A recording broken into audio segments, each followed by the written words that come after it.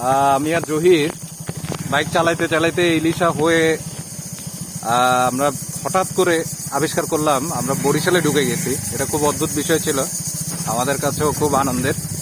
হঠাৎ করে বাম পাশে তাকাই, আমরা যখন বিলবোর্ডে দেখলাম মেহেন্দিগঞ্জ বরিশাল দেখলাম, তার মানে আমরা ঘন্টাখানেক জার্নি করে আপনার ভোলা থেকে বরিশালে ঢুকে গেলাম। এবং বরিশাল যথেষ্ট পরিমাণ উন্নত, এখানে রাস্তাঘাট এবং চারপাশটা অসম্ভব সুন্দর গ্রাম।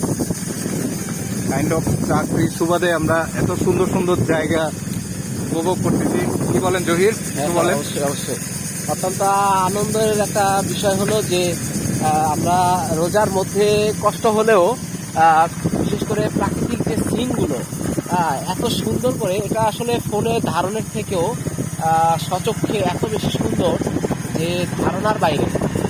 এবং হচ্ছে কারো যদি ভীষণ মন খারাপ থাকে, পারিবারিক আর্থিক আমার কালকে মন খারাপ ছিল, রাতে 3টায় ঘুমাইছি।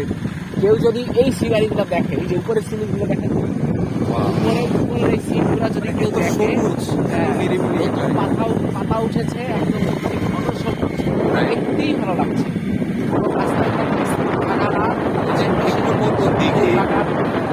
দিঘি, সুপারি বাগান,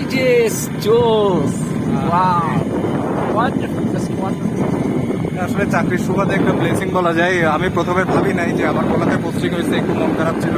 দ্বীপ জেলা কেমন না কেমন, কাইন্ড অফ ভোলা থেকে আমি বরিশালে ঢুকে গেলাম, টেরও পেলাম না ঘন্টাখানেক জার্নি করে।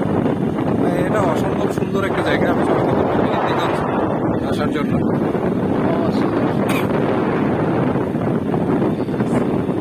খুবই সুন্দর জায়গা। এই সাইডে আমি বাইক চালাবো, একটু থামান একটু।